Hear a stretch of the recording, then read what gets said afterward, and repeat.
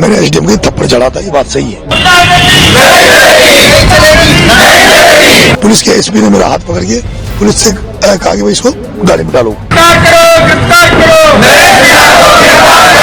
पथराव हुआ, लाठीचार्ज हुआ। उसके बाद पुलिस वाले वहां से मेरे को छोड़ के भाग गए। बाद में मिर्ची बम फेंके, मैं यहाँ आके घायल हुआ। थप्पड़ मारा, उसको क्या उचित मानते हैं आप?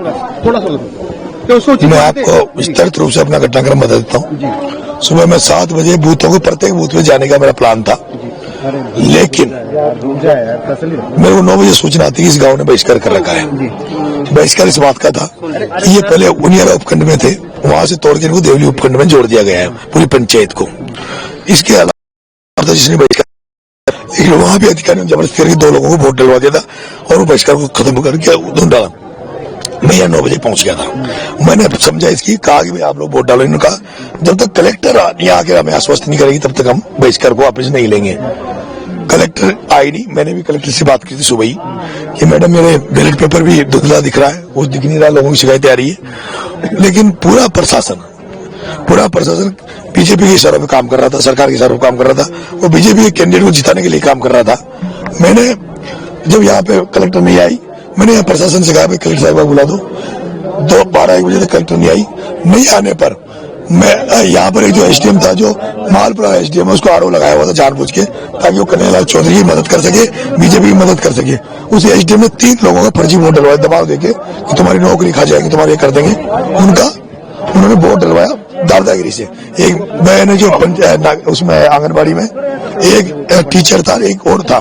जब मेरे को ये पता लगा कि जबरदस्ती वोटिंग कराई जा रही है, सभी भावनाओं को हाथ किया जा रहा है, मैं गया, मैंने पूछा कर्मचारी को किसने डलाया। उन्होंने कहा ये एसडीएम ने डलाया है।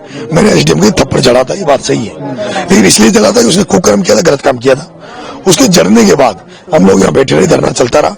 जब धरना चलता रहा तो 3:30 बजे जब कलेक्टर नहीं आया, कोई भी नहीं आया, जब मुझे लगा कि ये लोग ये चाहते हैं हमारा वोट नहीं डले, मैंने वोटर से अपील की आप लोग वोट डालो 3:30 बजे, और 3:30 बजे बाद वोट डाल दो। जब तक आपका वोट डलेगा, वोट डलने के बाद मैं यहाँ बैठा हूँ, वोट डलने के बाद आप जो फैसला लोगे वो फैसला मेरा है।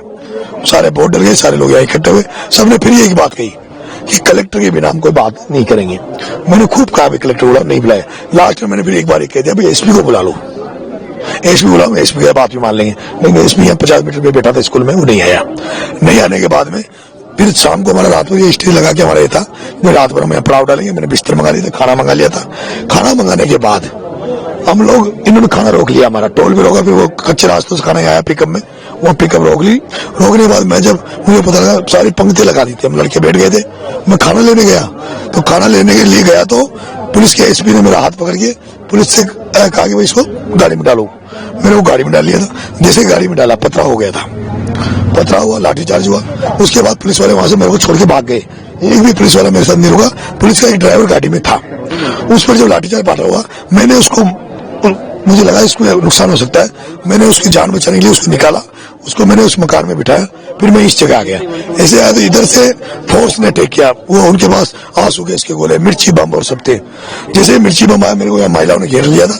महिलाओं ने कहा बेटा तू नहीं जाएगा। मैंने कहा आपको कुछ नहीं, मेरे को उस मकान में ले गए। बाद में मिर्ची बम फेंके, मैं यहाँ आके घायल हुआ। मुझे यहाँ से फिर पीछे खेतों से 7-8 लोगों ने उठाकर बेहोशीता में 4-5 किलोमीटर ले गए थे। मैं वहां जाके रहा। फिर रात भर हमने सब लोगों से बात करी। सब लोगों से बात करके जो भी हमारे लोग थे उनसे बात करने के बाद यहाँ का हमें पता लग गया था कि पुलिस यहाँ मकानों में आग लगा रही है, यहाँ गाड़ियों में आग लगा रही है। फिर हमने सब करके फिर अभी सुबह 7 बजे मैं जैसे उठा हूँ, रात भर मैं सोया नहीं, सुबह उठते ही मैं यहाँ आपके बीच में हूँ। अब देख रहा हूँ यहाँ हालत जो देखा है। 60 लोगों को गिरफ्तार करा इस पूरे मामले में। वो लोग निर्दोष है, सारे लोग निर्दोष है। जो भी दंड दे वो मुझे दे। मैं दंड जितना भी दंड दे पुलिस, मुझे चाहे फांसी लगा दे, मैं उसके लिए तैयार हूँ। पर आम लोगों को जो नुकसान किए उसकी प्रशासन भरपाई करे, सरकार भरपाई करे। और मैं अंत में एक बात और चाहता हूँ, मुझे किसी से उम्मीद नहीं है, मुझे किरोड़ी लाल जी मीणा से उम्मीद है। मुझे किरोड़ी लाल जी मीणा से उम्मीद है, वो मेरा हमें न्याय दिलाएगी। मुझे न्याय की जरूरत नहीं, पर इस जनता को न्याय की जरूरत है। और आदरणीय किरोड़ी लाल जी इस लोगों को मदद करवाएंगे। ये जो आर्थिक नुकसान हुआ है, मैं भी समाज से, लोगों से, आपके चैनल के माध्यम से भीख मांग रहा हूँ, इस गाँव का इन लोगों का मदद करे।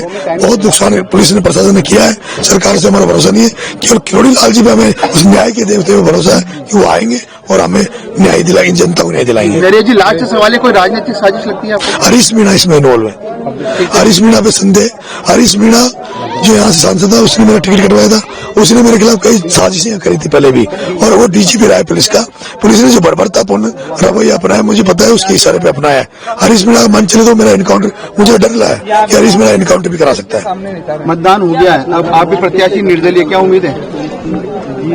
मतदान 100% मेरे पक्ष में हुआ है, और रिजल्ट शायद जनता की भावनाओं के हिसाब से जो मैं नोटिस कर रहा हूँ हमारे पक्ष में आएगा। गिरफ्तारी देने के लिए मैं भी गाँव में बैठा हूँ, क्या होता है वो देखते हैं।